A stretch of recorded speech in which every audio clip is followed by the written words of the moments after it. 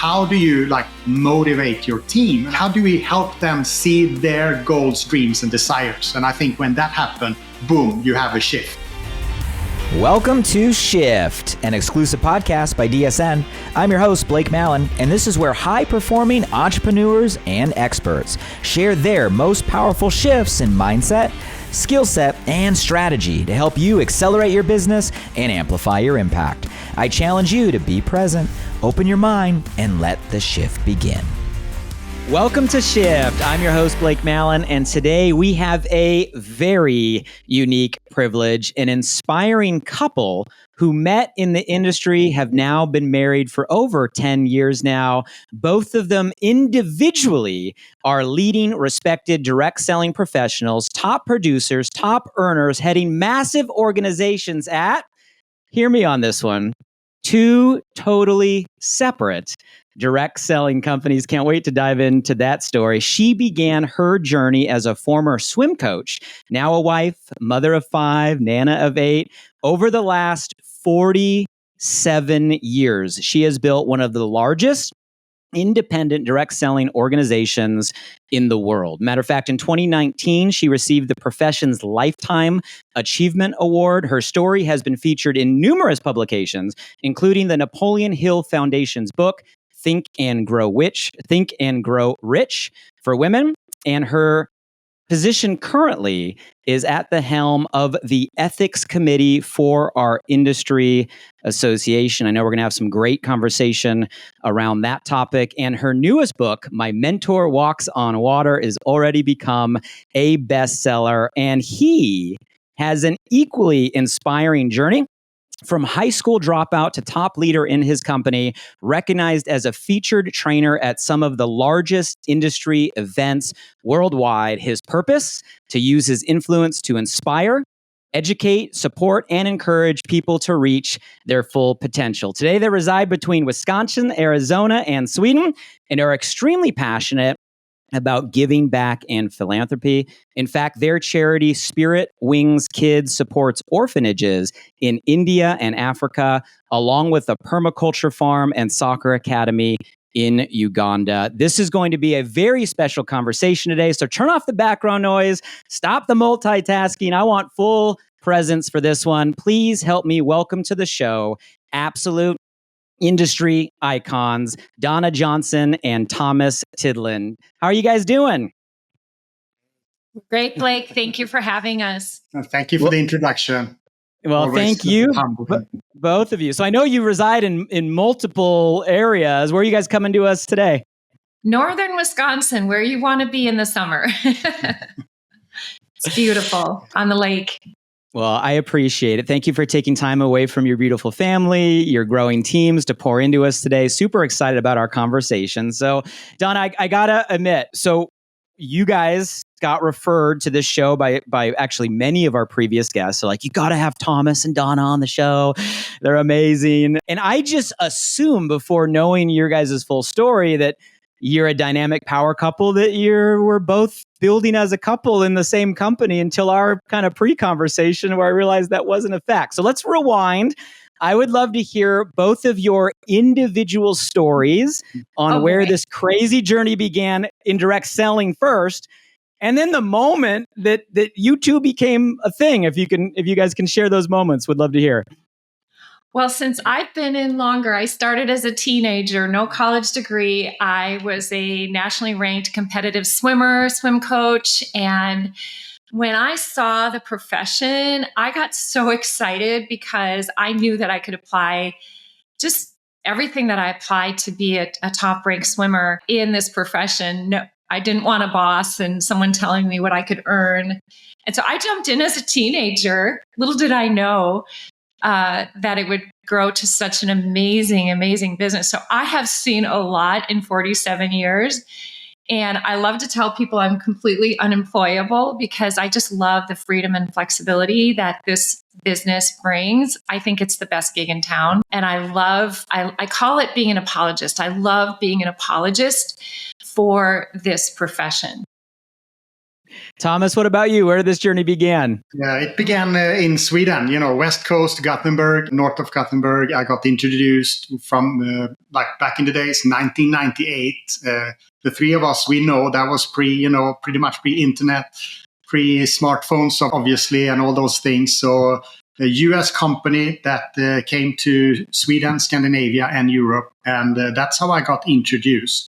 And it was through a product. I was a professional athlete as well, soccer at the time. And the product helped me. But when I got to know that you could only get them through this company and that there was a compensation tied to it, that's when my eyes were wide open. And, I decided to start building a business. We all heard this ignorance on fire kind of statement. I think that because it was hard to get educated within it, since your whole core upline was from United States and you were back in a small country in Sweden. Like you stated, I'm a high school dropout. I still don't think I'm great at English, but I was definitely not great at the moment down back there. So it was interesting. It was pretty much working with all the literacy, with the Swedish English dictionary and all those things to get to know. And I wish I could tell you the most amazing success story, but I think then we wouldn't have so much to learn. So I had a pretty, bad failure, I would say. I invested around $2,000 1998. And after 6 months, my biggest check actually was $24. So that, oh, wow. That's not much to write home about, but I'm still here. Well, I know Fast Forward, and I appreciate you sharing the humble beginnings. And I know Fast Forward, both of you individually have amazing track records in the industry, have built organizations independently and kind of separate companies on separate continents for a long time. And do I have the story right? Was it the industry that kind of introduced you guys, brought you together? Bring us to the moment where this right here became a thing. Yeah, I'll let you start. Yeah, well, the owner of his company was Norwegian, like the founder of my company. He admired the culture that I built in my business. And I had known Thomas professionally, in the audience at events, but not really knew him. And his owner asked me to speak at their leadership retreat in Dubai. And I had never been to Dubai. And I thought, sure. And go to Dubai, fall in love with a Swede. That was over 13 years ago. Like you said, been married 10 years. But all the obstacles, but you live on another continent, but you're in another company. And, we just made it work. And a lot of the building blocks that we believe in for integrity in our business, it was a natural fit. I mean, our dear friend, Sarah Robbins, who told you about me, I mentored her to the top of her company, and she's not in my business, but I just feel like that's how we should operate. Jordan Adler was the best man at our wedding, top earner in another company. So I would love to break all those glass ceilings that people believe about competition and who we are. And we've made it work. It's such a beautiful story, and I'm just smiling watching your guys' faces as you're talking about each other. And, just to make sure everybody who's listening understands. So fast forward, today, you both are still extremely active at the top of two separate companies, each of you building your own kind of passion, your own organizations, and excelling, obviously, today, a long track record. Donna or Thomas, whoever wants to take it, I want to go a layer deeper there. So it's a beautiful story. I love the vision you just gave us of, wow, this is an example of kind of how we can operate. Take me to the moment where you knew that your relationship was going to be a long-term thing. And was there boundaries or guardrails or what kind of rules between each other? There had to be real conversation. Okay, if we're going to make this work, we got to do X, Y, Z. I'm curious if there's anything kind of practical that you've adopted as kind of rules of engagement, being an amazing married couple, building and leading two separate organizations. I think I can start there because it comes back. Remember, I started with the US company back in 1998. And then 5 years approximately into that, had a top position there. I was looking for another company because the company I was with did not have a good reordering product. And remember, I was totally new to it. So the more I learned, it became more clear about, a reordering, customer base kind of. So I was looking for that with no intention to leave my company, but to start and build another business. And I don't know if it was like my naivety or like I was, but that was my goal. And I found one, and that's the one I'm in today, 19 years later, or 21 years later. It took 3 weeks, and they cut my check from my first company. So I was back from scratch, I was young, I didn't save a lot. There was, a lot of money coming in, a lot of money going out. So, but I managed to, get everything going again. And obviously, now we can look back and we have the results of it. But I just want to give you that background. So I was with the Swedish company when we met back in Dubai. So it was my, company that invited Donna. We had ran into each other on a generics event around the globe before that. And through this leadership retreat that we had, we kind of just like was drawn to each other. There was a lunch. We were ending up at the same table. There was an excursion. We were on the same bus, like all those things. And I don't believe things happen like as an accident, everything piles up. And I think if it was the very last night or the second last night of this trip, I invited my now wife to speak at one of my team conference calls. And at the time it was conference calls. There were no Zoom Teams or anything. You got on, a phone line and you had your team dialing into that as well. And you can take it a little bit from there, I think. Yeah, I mean, obviously I'm there to serve and not fall in love with, one of the leaders, but we discovered that there was definitely chemistry but you live in another continent and all those things. And we've been together ever since. But to your question about how do we do this, it is really quite simple and I believe easy to put into practice because his team loves me, my team loves him. We cross-train, but we don't cross-recruit or sell or any of that. And so it's very, very, it's a wide open world. His business is more global than mine. You've got team in how many countries? 5 continents. Yeah, 5 continents. I can't count the countries. And so we just honor that, and it has never been an issue. I would say we have never had an issue in that setup, but we ran into some scarcity. We ran into some fear from... We had obstacles. We had pushback. We had people saying that you can't do that. That doesn't work. And honestly, when I think it was people trying to break us up, it actually just brought us closer together. It brought our faith closer. So I really want to encourage anyone that's ever going through an obstacle, like Ray Higdon always says, help the person you used to be. Everything you go through is for a reason. And that valley in our life, it was shortly after our marriage, actually strengthened us and made us better people. And I think, just rewind a little bit, because I think this is interesting for many to, we are sitting in Dubai, and this is in March 2011, and we are planning to get together in June, I think, again, or something. So that's a long time when you fall in love with someone. And we left, Donna went back to US, I went back home to Sweden, and I think it took 2 weeks, and you were back in Sweden. And then after that trip, it took another 2 weeks. I was in Phoenix, Arizona. Yeah. And since then, we've been together more than we've been apart. And I think that's a great testimony of our profession. And if you build something that lasts, you have a freedom that's very, very few people have to have that possibility. Yeah.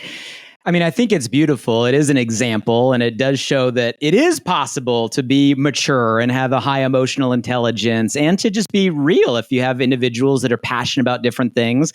But I got to ask, because I have this image in my head, and I know this might be immature, but I have these images. You guys are either in Wisconsin right now, and you got Thomas in one room, doing Zooms across the world, and Donna in another room doing Zooms across North America, and this two icons building two separate movements. So like what happens when you like go to dinner and you meet someone that's brand new for the first time that you know would be amazing at this business? Like they're amazing. They got desire and heart and they have never heard of it. Like, and Thomas is like, no, they'd be great. And Donna would like, no, they'd be great. Like, what do you do? It really works out. We just have discernment and we can just tell. And oftentimes I'll say, I think you'd really be great in my husband's business. And then he'll meet someone and he'll say, I think you would love my wife's business. And so we have just made it work. We don't have any tallies like, I have the last one, it's your turn. It's all, it's really discernment. Yeah. And, we just make it work. But every once in a while, I will kick him under the table like, I want to talk to you. I love it. I think it's beautiful. And it's a true testament to who you guys are. Everyone. Yeah, well, and who you are as people, right? So I think it's a beautiful example for all of us. I'm curious. So I'm kind of doing the math. So Thomas, you said 1998. So we're talking 26 years or so, right? I mean, it's a long time in this industry. Donna, we mentioned 47 years on this path. I'm curious, maybe Donna, you first. Like, at what point in your journey was there like a moment or an experience where you knew this was a lifelong career? I'm curious if there was a specific moment or specific decision or specific instance when it went from like something you're dabbling to like, no, this is it. Yeah. It's when I understood compensation plans. And I was with another company for 10 years before my current business, now 37. It was more of a single level with limited multi-level compensation. And my brothers actually got involved in something else and they showed me some comp plans. And I was like, what? What is this? So I found my current business, did everything ethically, but it was understanding the brilliance of compensation plans. I mean, I'm like a little kid in the candy shop every single time I share this business with someone, because there's nothing like it out there in the universe. And all the tweaking and stuff going on, I get it in the profession with affiliate and influencers and all that. It's simply the first level of our plan. If you really want to put it that way, we don't have to be as behind the curtain and say, we have something more. We can be bold and say, yes, we have more than just that. And so that is when I became a lifer, is when I understood compensation plans and culture and community and amazing products that this business offers. I mean, it had me at hello. Thomas, you mentioned the word adversities a little while ago in relation to the season you went through together. I'm curious, and it's a hard question because 47 years, Donna, like that's a while. 26 years, Thomas, like that's a while by all definition. I can't even do the math when you put the two of you guys together. Like that's some experience in this industry.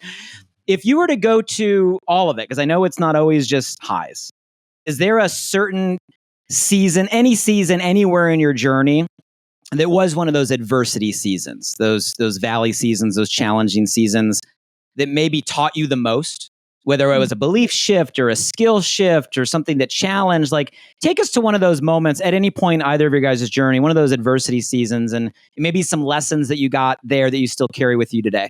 I think, honestly, one of the biggest season of adversity was after we met, and the resistance and the fear and the scarcity about that. Because just like we've been talking about today, it's like, how are they going to keep their integrity? They are going to raid each other's company, all those things. And I came, from a Swedish company, my wife with the US company. There's kind of different rules there too. And we actually had to go through a lot because of the policy and procedures. And they are a little bit more, should we call it strict or different here in the US than they are overseas in Europe. So we had to fight fights that I personally don't think you need to fight, but we had to do that. So obviously, if you go and look for me on social media today, you can't see me. I'm not very actively, and still I managed to build my business where it is.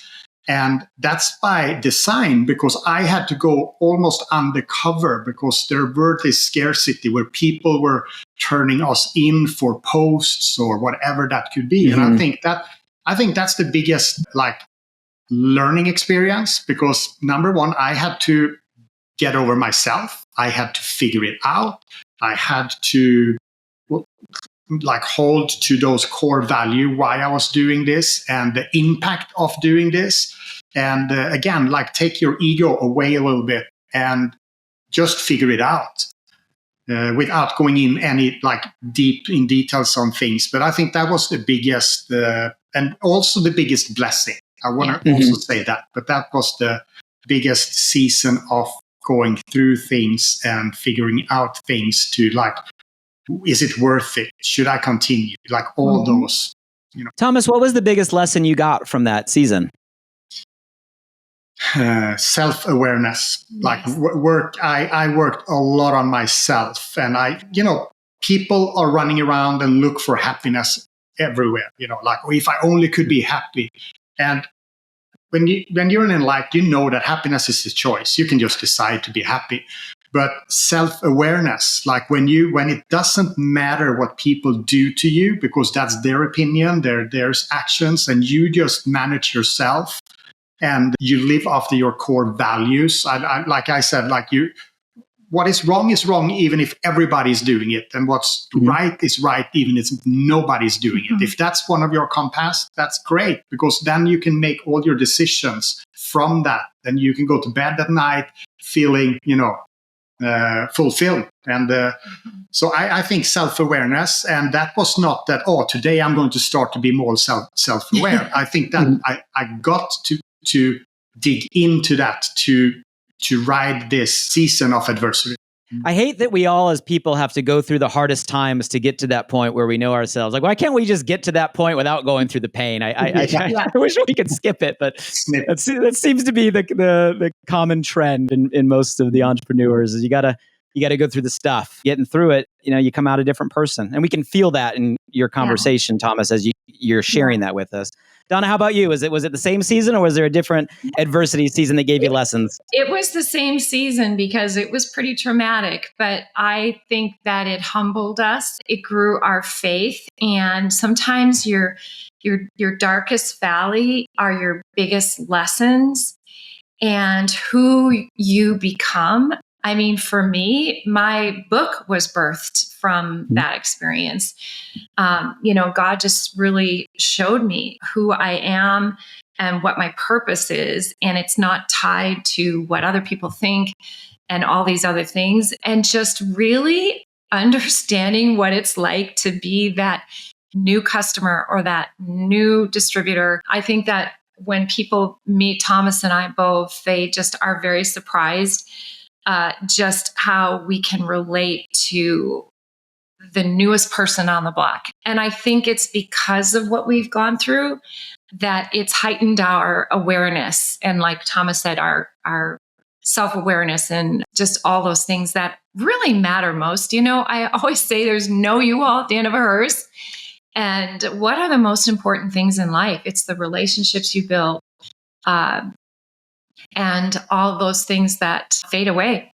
Well, you mentioned the book. Congratulations on the newest book, My Mentor Walks on Water. And you also mentioned faith, which I know in that book, you dance on both those topics, not only business, but faith and how they intertwine. I'm curious, was faith for both of you always a part of your journey at the same depth from the very beginning when you first enrolled, or through all the seasons, or is that something that's evolved as your business has evolved over the years? Actually, I kind of fit in the category of, you're not supposed to talk about your faith. And Thomas would be on stage saying, can I talk about this long-haired guy named JC from a favorite book I like to read? And all these people would go, yeah. And I'm like, he's so bold and he's so brave. So he actually inspired me to be more, aware that your faith operates in every area of your life. And it's not just for a Sunday morning. And so I think our faith has grown because of our relationship. We're stronger now. You mentioned something, Thomas, earlier on kind of social media and kind of going underground. I'm curious, and I want to get a perspective from both of you on your building styles, how you individually lead and build today. But before we go into building styles, you also mentioned self-awareness, and thank you for sharing kind of your evolution, that pain season you went through that gave you that self-awareness. My question for you, Thomas, is in your coaching hat. So as you're leading individuals, leading entrepreneurs, on that topic of self-awareness, is that something you think is like super important for an entrepreneur building an organization today? Is there any guidance you give to people that are open to that journey on like where they begin? Like how do you begin? How do you become more self-aware? Where do I start? What does that even mean? Where do I go? How do you coach somebody that is intrigued by your story, that wants to take steps forward for themselves? I'm not a very good person on listicles, like, oh yeah, if you do point one, point B, I'm more about conversation and having the teaching moments from there, because my experience is not the same as your experience. So for example, I can give you so many books tips, for example, but I can never say that you have to read this, because you have your season, you have your, growth to go through. So it has to come to you naturally. Obviously, there's some fundamental things, but for me, it comes back to conversation, and it comes back to a lot of, AQ. IQ, most people know where it is. EQ, people know where it is, but AQ is, adversity quotient. And so when people go through things, that's when you learn the most, and that's when you can have the conversation. So to add to that, I think personal development is super important. It's the mindset, super important. It's just that from day one, you don't need to preach it or teach it. It comes because from day one, you have your enthusiasm, you have your fire within and all those things. So right thing in the right order. It comes back to mindset. I'm a total mindset coach. I'm not the how-to coach. Obviously, I know all the how-tos, but I also know that it's the mindset that will take you where you want to go. So it's, but most people are eager, with their notebooks and, oh, give me the how-tos, give me the how-tos. And then when you talk about mindset, most people are not so engaged, but still that's where you run into problems when you don't expand this piece up here. I wrote down AQ. I love that. Adversity quotient. I've actually never heard it put that way, but what you're saying makes sense. Like it's through the adversity seasons that we do become more aware. And I love how you say just having conversations with people when it comes to their own experience, their own adversity seasons.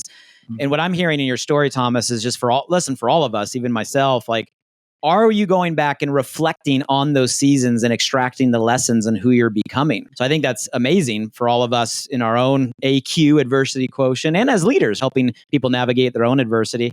Let's talk building styles, because I'm not going to let you, just throw that out there. I want to go deeper, because I heard you say, oh, I'm not on social media, right? So maybe, Don, I'll go back to you to start. You guys are independent leaders. You build different companies, different brands, different categories, different continents. What's your building style, Donna? How do you define kind of how you're actively engaging and building today? And then, Thomas, I'll ask you the same question. I'm curious if they're the same or they're different. There's a lot of things that have changed over the years, but in person has always been big for me. I lead an amazing team, and we've got a great system for trainings and everything. And I still personally enroll just to stay relevant and understand the game. Obviously, with shifting and being an author, I've opened up a whole new market for people for attraction. But so much of it, you're not going to see me out there in social media doing a lot to build my business there. Everyone is different, but that's just what's worked for me. And it's a great pace for me as well. Yeah, and one thing that I feel it's served me very well is to see people, work with people's strength.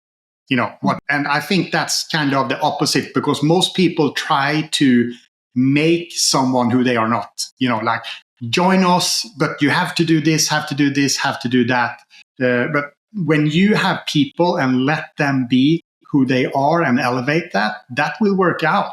And people are a little bit, I think it's a leadership shift from, you can lead with force, or you can lead from power. And I use power, come from that instead of force. Go deeper there, Thomas. What do you mean by power? Where does that power come from? Empower people. Like you don't like, if you don't do this, you want, like, that's more force. You have to, and that also this is one of our go-to conversation too at the dining table. Like, how do you like motivate your team? And I think if someone that joins our business, when they see the compensation plan, when they understand it, and so on, for me, that should be the motivation by itself. I shouldn't have to dingle a Louis Vuitton bag or, an extra thing for you to go out and get the customer or something, So there's so many people out there. So we don't have to kind of choke people to do things like, how do we find their fire? Like how do we help them see their goals, dreams, and desires? And I think when that happens, boom, you have a shift. Yeah. So that's one thing. And also when you have people and that, work on their strengths, you will attract amazing people like Donna had, like I have, that are like top notch at social media. That's like way ahead on AI and things like that. And for me, I'm just grateful for that. I don't need to be the person that has to be the best. Let them have the stage, let them have the microphone. That's us. And I think it's more leading from servant leadership versus a title. And I think people are attracted to that because we're not anyone's boss. And they will know you, like you, trust you, and want to stay working with you because not of your position, but because of how you empower people. One thing that came to me, Blake, I would love to share it. It's 3 C's, because when people, and this goes for like the field or company, like why, like how, if a company do well or if it do bad, or if a field like a leader do well or bad, there's a couple of components that I feel needs to be in place, and call it 3 C's, where the first is choice. People have to have options to feel that relief of freedom, like, because if they come from a self-employment or an employment or something else, they have someone designing their lives pretty much. But here you have to have that choice of freedom. That's why I like to let people work on their strengths. And then the second C would be connection. People want to belong to something, something greater than themselves. They want to feel that belonging. That's why team culture are so important. And it's very, very difficult for a company to create that culture. It most often comes from the team and the field. And then the third C would be competence. People need to have the option they need, number one, they need joy in learning, to become better and to grow and have that freedom to flourish. Well, Thomas, you said you weren't good at listicles, and you just gave us a pretty amazing list. So I wrote down choice. We got to allow people to have choice, to pursue their own version of freedom. I love that. Meet people where they are, focus on their talents and gifts, identify and raise what those are for themselves. Connection, belonging, especially today, and competence, developing the skill and the potential. I think that's an amazing framework. I love the whole power over force. I think those are great. And in today's day and age, as I'm sure if we were to spotlight your teams across the world, we've had a lot of people that are like really good at certain skills. They're ninjas at TikTok or personal branding, or they got their posting cadence down and how to convert social into conversations. And there's a place for all of that. Mm-hmm. And for everybody listening, I want to make sure this isn't misunderstood. Thomas, Donna, what I'm hearing from you guys is you support that within the team. You probably have people that are those ninjas within the team. Yes. You've chosen as leaders, based on your skill set, to be more heart-centric, mindset-centric, figure out where people's gifts are, elevate them, and pass the baton, shine the spotlight, elevate leaders within the group. And I love this point because there are listeners that maybe aren't the TikTok ninja, or maybe aren't the Instagram ninja, or maybe aren't the face on the reels out there. And they're looking at your guys' story, saying, well, maybe there is another way to lead to get to where they want. So thank you for being that example. I think it's great because it's a little different than maybe some of the past guests, and not to devalue those skills. Those skills are work today. And I think it really brings out, Blake, the comparison game that goes on. I have seen so many shiny penny chasers where I just know what works. I lead with I like to lead with the business because I think it's the best product we have. But, you lead with the story and you find the fit. And I haven't deviated from that, even though there's been all this noise out there. We'll do it this way and do it that way or do it that way. I just really stayed consistent. And when you have the comparison game going, you start to get FOMO and fear of missing out. Well, I must have missed the boat. And then you try to pivot, and then that ship has already sailed, right? Mm-hmm. And we're back to in person or whatever's going on. So I think this concept helps people from burnout, because when you're not comfortable in your own skin and where you are leading and growing, you can really get burnt out. What are the main shifts that you are seeing or feeling or leading your communities through today, like here and today, that are shifts? They are different than maybe in the past. I'm curious your perspective. I may use the wrong word, but let's say down to earth, where it's like the truth is good enough. So let's take it from there. And then when you listen to me, you hear I come back to long-term vision, to adversity. One thing that I talk a lot about is your problem is your promotion. Whatever obstacle you need to go through, that's where you promote. And so I think instead of all the hype and I want to be careful how I use word, but I would say back to basic when it comes to start here and grow yourself and grow your business and build a business. And it's time and effort that will take you where we want to go. Mm-hmm. But in today's DNA, it's now. And 10 years ago, we were talking about the same, because the world is, continuing to innovate. So it's been now for a long time, but now more than ever, I would say, with everything noise going around.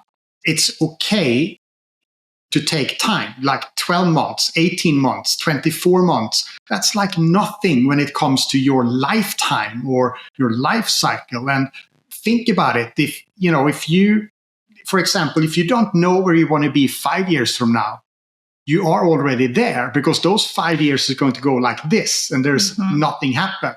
So if you do a little shift, there will be a shift. Yeah. Thomas, what did you say? I just want to make sure I capture. Did you say the truth is enough? Truth is enough? Or what was your true statement? Yeah, truth is enough. Good. Truth is good enough, I would say, when it comes to... Truth is good enough. Yeah. Or the compensation plan is good enough. Which is, if you're looking at the company, whatever company you're looking at, when you're looking at the compensation ladder or compensation plan, you find out, okay, this is what I want to earn. You need to do the numbers, and then it's like, you are not the failure if it takes 12 months, 18 months, 24 months, or 6 years, just because someone else did it faster. Well, Donna, I want to open up this potential rabbit hole here on ethics. Number one, thank you on behalf of the industry for chairing right now. I know you're the kind of current lead on the ethics committee for one of the largest associations, a volunteer position as I understand it, which I'm sure is selfless and time, effort, energy, all the things. And in the short time I've had a chance to build a relationship with you two, we can feel your heart. We know you're doing that because of what this industry has done for you and your family and people. You believe in it. Everything you're giving to us, you're trying to unite in order to get better. And I'm sure you stepping into that position and putting time and effort is a big step to try to create change. So I'm going to ask you kind of a loaded question, and I don't mean to put you on the spot. I don't know if anybody's asked you this directly.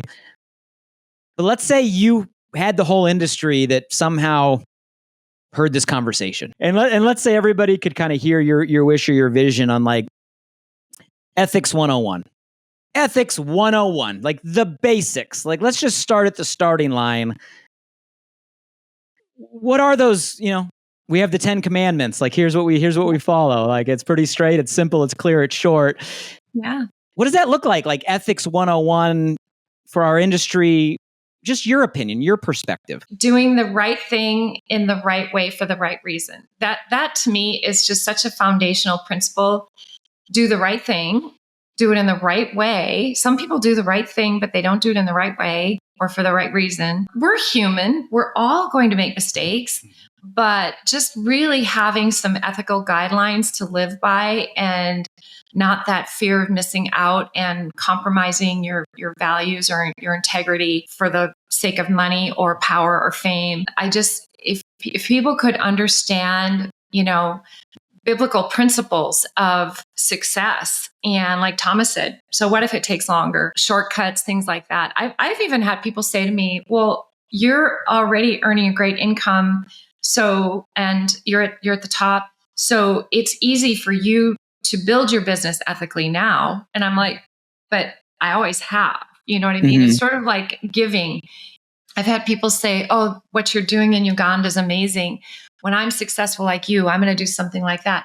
And I always say, start now wherever you are and give. And then as your business grows, your giving is going to grow too. It's just incremental. So whatever it is that you want to be, start now and don't compromise. And just like Thomas said, even if everybody is doing it this way and it's not right, stick with your values. And your tug, TUG, your tug is the ultimate guide. And then surround yourself. I think it's important that we hold each other accountable in our profession. And the more silo dropping we do, and the more unity we have and conversations that we have, building bridges between field and corporate and owners and other companies, all these things. We have a lot of work to do, but I believe it's possible. I love the definition you gave, and I know I put you on the spot, but I can tell that you obviously have opinions and have thought deeply on this, and I think it was a perfect answer. So do the right things for the right reasons, for the right people, no matter what. And that's not circumstantial. That's just, It is. And Thomas, you kind of stated earlier, your values are your values. And I love the way you put that. What's right is right if nobody's doing it. What's wrong is wrong if everybody's doing it. And you guys are kind of very much on the same page. I'm just curious. I know we can have another show later, Donna, and probably could be a whole episode just on ethics. But I think what you gave is a great starting point. Where does that begin? Is that like, for us that's listening, for leaders across so many companies and brands that might get this episode or have it shared with them, where does that conversation start? Does it start at the company level with policies and procedures? Does it start at an industry level with some sort of guidelines? Or does it start at a field level or individual level? Where do you think the first steps begin? All of the above, just dropping those silos, establishing friendships, being able to pick up the phone and speak to people directly instead of the rumor mill, just all of the above. I know that there seems to be a lot of organizations specific for C-suite and owners and, field, they're not allowed. I just think that we're all in this together and all of the above, really. I'm going to ask you a hard question, and I'm just curious your honest answer. Truth is good enough. I'm a believer in people. I think everybody listening to both of your stories, you guys are heart-centric, you're values-driven, you believe in people. I love the mention, everybody is good in God, right? I love that. I'm in that camp as well, I think, right? I would put myself there as a person. And I think a lot of our listeners probably hearing all of this are nodding their head, being like, yes, yes, yes. But I'm going to give you the but. How do you navigate or how do you deal with certain situations where it appears like there's individuals involved that maybe aren't in that camp? Prayer. Yeah. Honestly, surrender, prayer, discernment, seeking guidance for what is the right thing. To me, prayer. I had a friend recently come with a situation and I said, have you taken it to prayer? Like, what are you feeling? What are you hearing?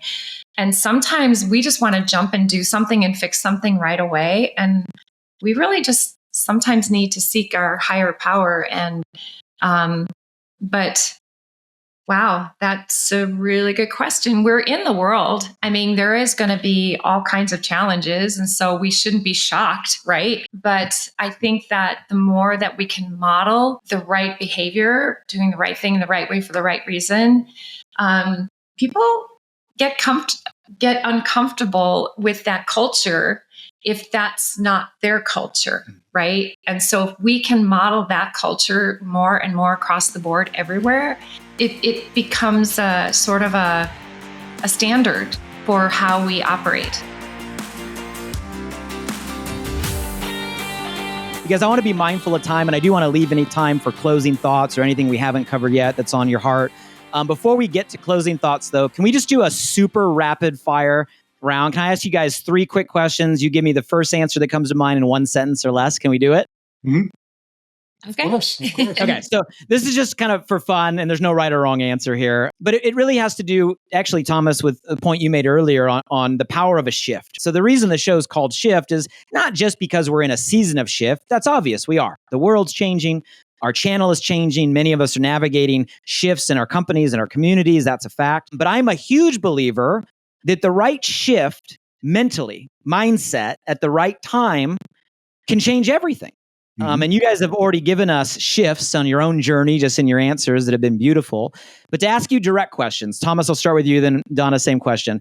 What's one shift in your professional life, your career as a direct selling entrepreneur, that has been the most significant for you to date? You went from telling yourself one thing to telling yourself something else, a mind shift, or one that comes to mind, Thomas, in one answer, in 1 sentence or less. When I started to grow me and serve you. So that's when the biggest shift happened. Beautiful. Donna?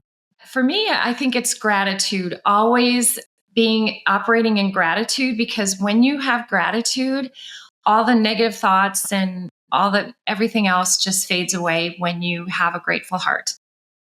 Second question, same question, but on your personal journey. So when you look at who you are as individuals today, direct selling, entrepreneurship, business aside, just as people at a human level, what's one of the most significant shifts that you've had that have led you to becoming who you are today? For me, it's stop listening to the chatter of the world and what other people are thinking and saying, and listen to the one who matters and who tells me who I am. So really getting back with my identity based on that, and not all the chatter in the world. I wish I would have known that a long time ago, by the way. That's why we're having this show, is our listeners are getting the most significant shifts in your life, so we can grab them as our own. That's amazing. Thomas, same question. Yeah, don't settle for less. It's so easy to just settle, but it's think about it like this: God has a bar for your life. It's not your job to lower that bar. Yeah. That's so, you are worth it. That's kind of when it comes back to yourself again, but you understand those things, you are worth it. Then shift. Yes. Yep. I mean, Thomas, you were throwing the one-liners today and the visuals. I'm telling you, this stuff is good. Always. Okay, last question. This is like on this last shift question. This is kind of the visionary. I think about just the power, right, of direct selling united. Yeah. Both of you, through this whole conversation, you've talked about collaboration, bringing everybody together, lowering the silos. So let's say you could snap your fingers right now and you had that power to give every single direct selling entrepreneur, all the names we call ourselves across all the companies and all the brands. Let's say you had the ability to give everybody a single mind shift right now as a gift. I'm going to build on what Thomas said about not settling and not lowering the bar that God has for you. We're used to setting believable and achievable goals. What if God just has audacious, crazy goals for you that you couldn't even comprehend? I know when he showed me this book, he said, we're going to have net-breaking, boat-sinking results. And so if you can comprehend something bigger that you can build than you could ever dream of. I didn't have a college degree. I grew up in a lower middle class family that, I wore my cousin's hand-me-downs. We had toast for dinner sometimes. And so this life is just net-breaking, boat-sinking from what I ever dreamed. And so I want you to see your future as bigger and brighter than you could even imagine. Thomas? And I would say when you get started in this journey in direct sales, our profession, see it as a part-time, an extra income stream that you work on, and emphasize the work. Because if you look at life as a marathon, a marathon is not a sprint. But also, I want to say this: we heard, success loves speed and all those things. And if the three of us decided to run a marathon, for example, and then we would look into the world record in marathon, I don't think any of us would pace that for 1 kilometer, that the average speed for the world record holder for a marathon is. So that means that even if you're in a marathon, you have to move forward. You have to have certain amount of speed in that. So I think don't settle for wishful thinking. Like be ready to go out and work for your dream. Don't shy away from get dirty. Like get your working boots and gloves on and go out and grab what's up for you to grab, because there's enough for everybody.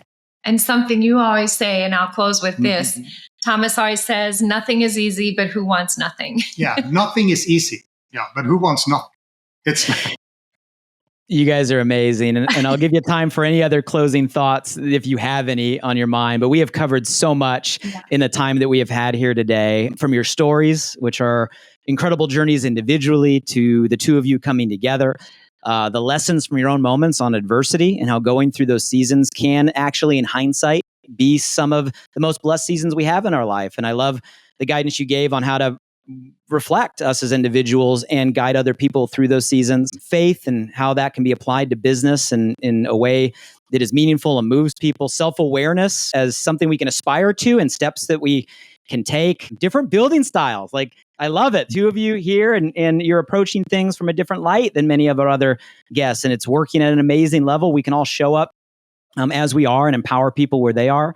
Obviously, the shifts and the perspective you guys bring. I love the directive on ethics and where we can all start just doing the right things for the right reasons. And all of us can learn to become, not apologize for the industry, but an apologist, and so many other nuggets from today's conversation. Before we round out, guys, is there anything else that we haven't covered on your mind or your heart that you want to leave us with before we close out the conversation? Just don't forget to have fun and keep your priorities in order. I think that's so important. My business is not my idol. And so I try to live my life appropriately. I know Thomas and I both do. So just have fun. This is a people business. Love on people, serve people, make it about that. And I promise you will always be re-energized when you think about what you can accomplish and to help so many people. Absolutely. And I would say this, if you do what you need, if you're looking at this and you're working with your business and you do what you know you need to do and it feels like nothing is happening, everything is happening. So just have faith, because faith doesn't always instantly deliver to you, but I promise you, it always carries you through. So I will just end with that. You guys are both a light. Thank you for your time and energy today. Thank you for your heart today. Thank you for sharing your experience, your wisdom, your wounds and your scars with all of us today. And thank you for everything you're doing, not just for the communities you lead on a day-to-day, but for what you're doing for us as a profession and a channel to really elevate the opportunity for all of us. So thank you for being those examples and for pouring into us. And for all of our listeners, thank you for hanging with us today. This has been a gift. This has been a gift. And I know if you're listening, you're leaving after today's conversation with your heart full. There is something that I know you can get from Thomas and Donna and what they gave to us today that you can apply immediately to accelerate your business, to elevate your life, and a shift is a gift. So please take the time to share this conversation with others. It's the only reason we're all here pouring into you, is to make an impact. And I would love for everybody in this channel to hear the vision and the example that Thomas and Donna gave us today. So share us. You guys know where we are. If you want a simple link, shiftpodcast.com. You can find us on all the places. For those that love to listen, Apple, Spotify, Audible. I recommend finding your way to YouTube so you can see Thomas and Donna. They're glowing, the energy they brought on video. You can find us on YouTube, shiftpodcast.com. Donna, Thomas, thank you guys for the time today and everything you continue to do. And for everybody else out there, let's make the shift. Thanks, everybody. Thank you. Thanks, Blake.